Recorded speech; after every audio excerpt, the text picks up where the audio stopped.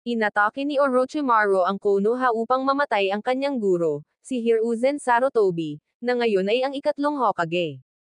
Dahil gustong maranasan ni Orochimaru ang parehong thrill ng pakikipaglaban sa isang guro gaya niya, pinatawag niya si Hashirama at Tobirama. Kinikilala si Hiruzen at nakikita kung gaano siya lumaki. Napagtanto ni Hashirama kung gaano katagal na siyang patay. Samantala, napagtanto ni Tobirama na sila ay ibinalik sa Impure World Reincarnation, at sa makatuwid ay walang pagpipilian kundi labanan si Hiruzen. Pinipigilan ni Orochimaru ang kanilang mga personalidad at pinipilit silang umatake. Nahihirapan si Hiruzen na magpatama ng isang atake laban kay Hashirama at Tobirama, ang kanilang koordinasyon at responsibilidad ay nag-aalok sa kanya ng kaunting mga butas. Ang ilang mga atake na ginawa niya ay nababagong buhay lamang ng kanilang reincarnated bodies.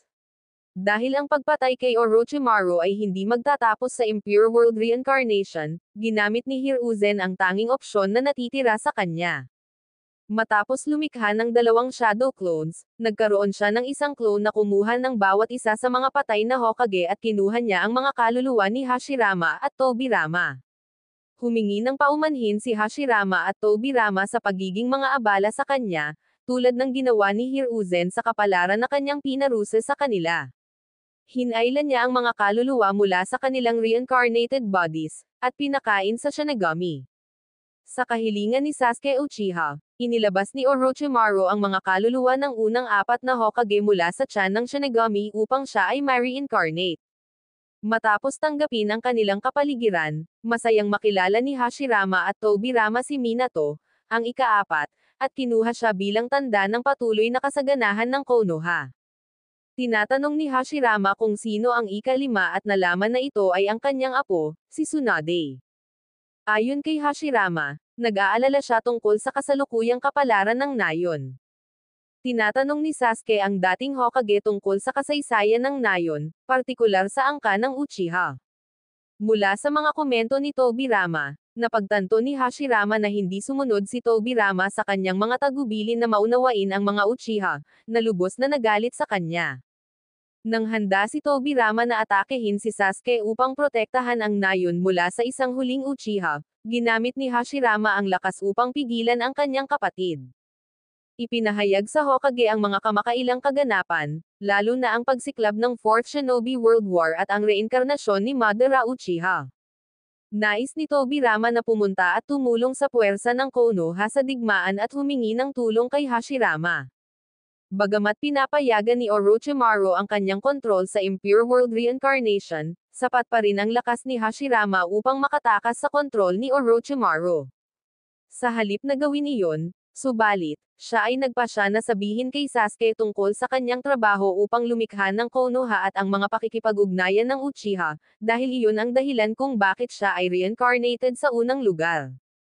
Nakikinig sa kasaysayan ni Hashirama at naiisip ang kanyang sariling karanasan, napagpasyahan ni Sasuke na hindi na niya gusto na sirain ang Konoha, gaya ng kasalukuyang intensyon ni Madara. Inilabas ni Orochimaru ang Hokage mula sa kanyang kontrol upang sila ay makatulong sa layuning ito, at sila ay naglakbay sa lugar ng labanan ng mga aliadong Shinobi forces sa Ten Tails. Bagamat nag-aalala sa kasalukuyang mga plano ni Madara, sa parehong oras ay interesado si Hashirama kung paano mabubuhay si Madara sa kanilang huling pagtagpo at nag-aabang na makita siya. Nang dumating sila sa battlefield, si Madara, na nakakaramdam kay Hashirama, masayang humingi ng pagkakataon na labanan siya, ngunit sagot ni Hashirama na kailangan niyang maghintay. Pumasok sa Sage Mode, ginamit ni Hashirama ang Sage Art, Gate of the Great God, upang ikulong ang Ten Tails at pagkatapos ay tumulong sa iba pang Hokage sa pagtatayo ng isang hadlang upang pigilan ito. Dahil kailangan niyang manatili sa hadlang, lumikha si Hashirama ng 5 wood clones upang kumilos sa kanyang kinatawan. 4 ang nanguna sa isang atake laban sa Ten Tails minions. Ang ika-5 ay nakikipaglaban kay Madara. Walang interes si Madara at nag-aalok na magpatuloy na maghintay hanggang sa dumating ang tunay na Hashirama. Nang dumating si Obito Uchiha sa battlefield, napagtanto ni Hashirama na pinipilit ni Madara siyang gumamit ng Samsara of Heavenly Life Technique upang ibuhay siya. Lumikha siya ng 6 pang karagdagang wood clones upang habulin si Madara at pigilan siya. Nagawang labanan ni Obito ang kontrol ni Madara at sa halip ay isil ang Ten Tails sa kanyang sarili, at naging Jinchuriki nito. Binura ni Obito ang hadlang, madaling tinanggihan ang isa pang Gate of the Great God, at pilit na kinuha ang isa sa mga wood clones bago ito makasagot. Ang clone ay nagawang mapanatili ang kanyang anyo ng sapat na oras upang lumikha ng mga sanga na makapigil kay Obito, na nagpapahintulot sa isa sa shadow clones ni Tobirama na gumamit ng mutually multiplying explosive tags. Nang ito ay mabigo na magkaroon ng anumang epekto, napagpasyahan ni Hashirama na personal na makibahagi. Si Madara ay tapos na sa paghihintay, at pinipilit si Hashirama na labanan siya. Sinubukan ni Hashirama na kumbansihin siyang e-postpone, ngunit hindi siya nakikinig. Habang nakikipaglaban siya kay Madara, ang natitirang wood clones niya ay nagbibigay ng anumang suporta sa mga alyado na kaya nila, at pinapakita kay Hashirama kung paano ang labanan laban kay Obito. Matapos gumawa si Obito ng giant tree form ng Ten Tails, ipinaliwanag ni Madara kay Hashirama ang tungkulin ng puno sa kalaunan na ipatupad ang Infinite Tsukuyomi. Kailangang iparating ito sa iba pang alyansa, kaya ginawa ni Hashirama na ipakonekta ni Ino Yamanaka ang isa sa kanyang wood clone sa iba pang alyansa, na ngayon ay kasama na si Tsunade at ang iba pang kasalukuyang Kagi. Matapos batiin ang kanyang apo, inilipat ng clone ang kanyang mensahe at hinihikayat silang huwag sumuko. Nang ang mga damdamin ng kawalan ng kabuluhan ay simula ng lumaki sa gitna ng mga hanay ng alyansa, ibinahagi ni Hashirama ang kanyang mga alaala ng unang Kagi Summit sa kanila, na tumutulong upang pagsamahin sila at sa huli ay matalo si Obito. Ang orihinal na Hashirama, gayunpaman, ay nagawa na pigilan si Madara sa maraming Gate of the Great Gods at napalibutan siya ng mga Wood Dragon upang maiwasan siyang makatakas. Dumating si Naruto upang tumulong sa pagsil kay Madara, kaya natapos ang digmaan, ngunit ipinatupad ni Madara ang isang huling trump card bago nila magawa iyon. Matagumpay na pinilit si Obito na ibalik siya sa buhay gamit ang Samsara of Heavenly Life Technique. Ang buong pagbabalik ng kanyang orihinal na kapangyarihan ay nagpapahintulot kay Madara na makatakas mula sa kanyang mga pighati at sa kaguluhan, mabilis na pagkabilanggo ni Hashirama sa mga chakra receiver. Nagawang labanan ni Madara ang ilang iba pang mga agarang manlalaban, ngunit ang kanyang pagkabuhay ay nag-iwan sa kanya nang wala ang kanyang mga mata, na nagpapababa sa kanyang mga pandama. Lumapit siya kay Hashirama at sinipsip ang kanyang Shinjutsu chakra upang siya ay makahanap ng mga target batay sa kanilang mga chakra signatures. Bago siya umalis, binanggit ni Madara na ang plano para sa kapayapaan na binanggit niya kay Hashirama nung nakaraan ay malapit ng maisakatuparan.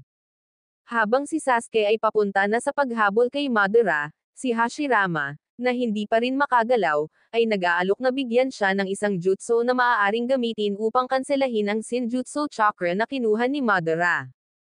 Tinatanong ni Sasuke kung bakit magtitiwala si Hashirama sa kanya bilang Uchiha, at sagot ni Hashirama na siya ay kahawig ng kapatid ni Madara na si Izuna, at marahil na ang pagkakahawig na iyon ay magpapaalala kay Madara sa dating siya bago namatay si Izuna.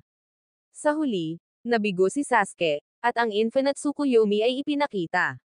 Sa buong mundo, hindi kasama ang reincarnated Hokage, na nakasapot sa Diyos ng kapanganakan ng isang mundo ng mga puno.